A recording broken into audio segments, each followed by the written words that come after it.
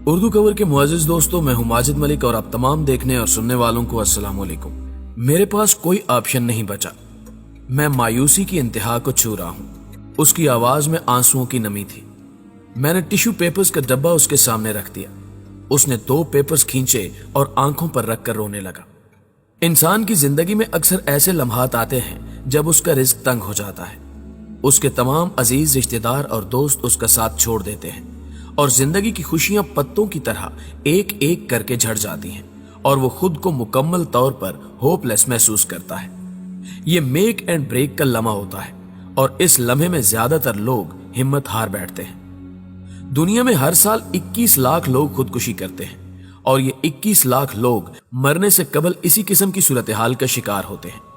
یہ نوجوان بھی اس وقت اسی قسم کی صورتحال سے گزر رہا تھا اور میں چپ چاپ اس کی گفتگو سن رہا تھا۔ اس کا کہنا تھا کہ 10 برسوں میں اس کا سارا کاروبار تباہ ہو گیا۔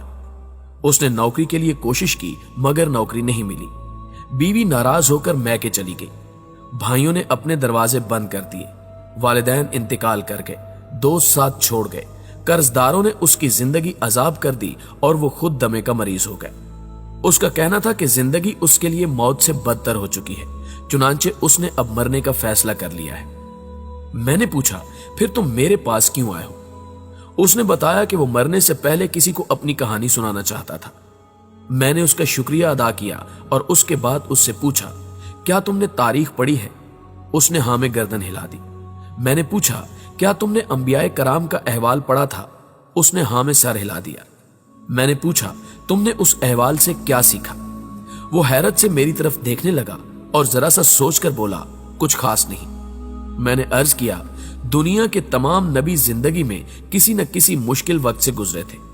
اس مشکل وقت میں دکاندار انہیں سودا نہیں دیتے تھے۔ گاؤں اور بستی کے لوگوں نے ان کا حقہ پانی بند کر دیا تھا۔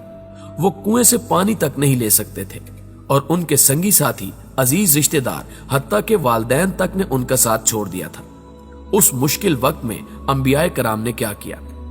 میں خاموش ہو کر اس کی طرف دیکھنے لگا۔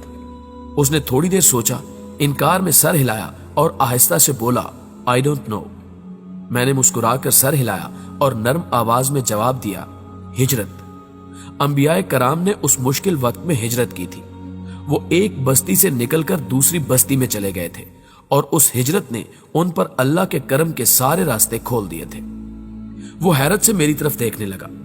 میں نے عرض کیا، سکون، آرام، خوشیوں، کامیابیوں، کاروبار، دوستوں، عزیزوں، رشتہ داروں اور رزق کا ایک کوٹا ہوتا ہے۔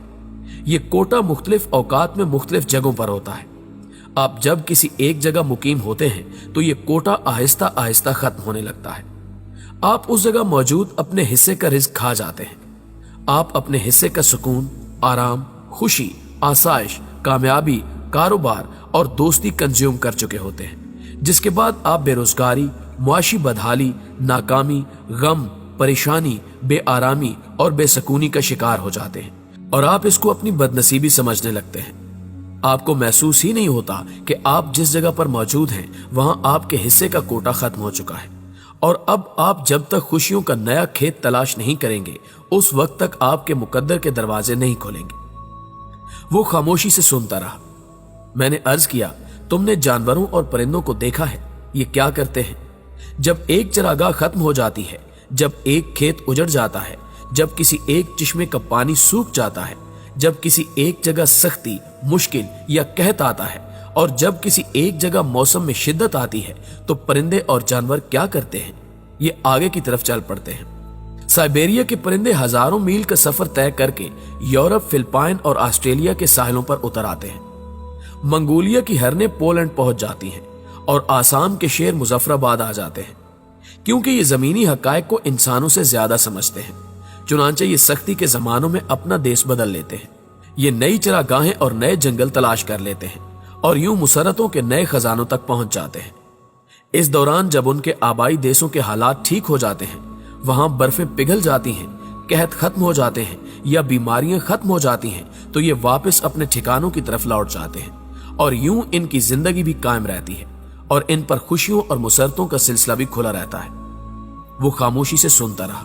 میں نے عرض کیا کہ دنیا میں 2 قسم کے فلسفے ہیں، ایک ہنس کا فلسفہ ہے اور دوسرا مرغابی کا زاویہ نظر۔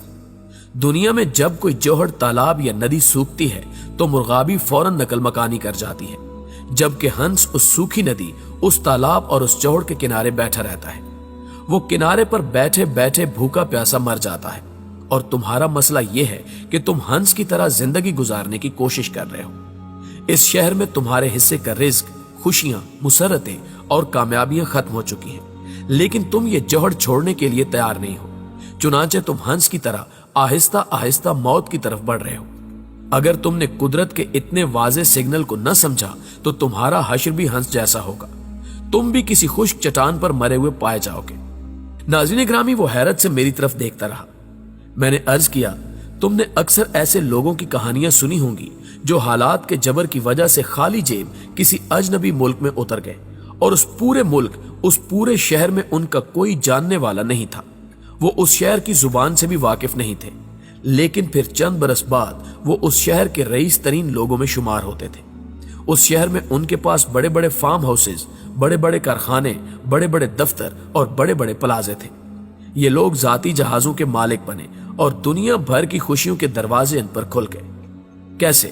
تم نے کبھی سوچا؟ میں خاموشی سے اس کی طرف دیکھنے لگا۔ وہ چپ چاپ میری طرف دیکھتا رہا۔ میں نے عرض کیا، کیونکہ یہ لوگ مرغابی کی طرح کامیابی، خوشی اور رزق کے نئے سمندر کے کنارے جا بیٹھے تھے۔ انہوں نے ہجرت کی اور اللہ نے انہیں رزق کے نئے بینک کے سامنے اتار دیا۔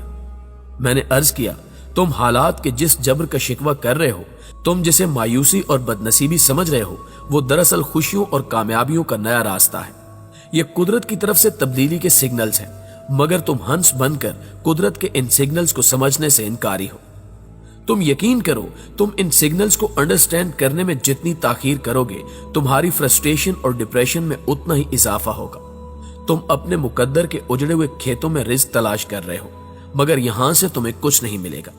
چنانچہ جتنی جلدی ہو سکے تم ہجرت کرو، تاکہ تم پر مقدر کے نئے دروازے کھل جائیں۔ وہ خاموش ہو کر سنتا رہا۔ میں نے عرض کیا، تم یقین کرو، اگر خودکشی کا ارادہ کرنے والا ہر شخص موت سے پہلے ہجرت کر جائے تو اس کے سارے حالات بدل جائیں۔ وہ اپنے وقت کا رئیس ترین شخص ہو، کیونکہ کامیابی ہجرت کے بغیر ممکن نہیں ہوتی۔ دنیا میں تو اللہ کے پیغمبر بھی مکہ فتح کرنے کے لیے پہلے مدینہ جاتے ہیں، اور تم اپنے شہر میں رہ کر کامیابی بھی چاہتے ہو اور رزق کی کشادگی بھی۔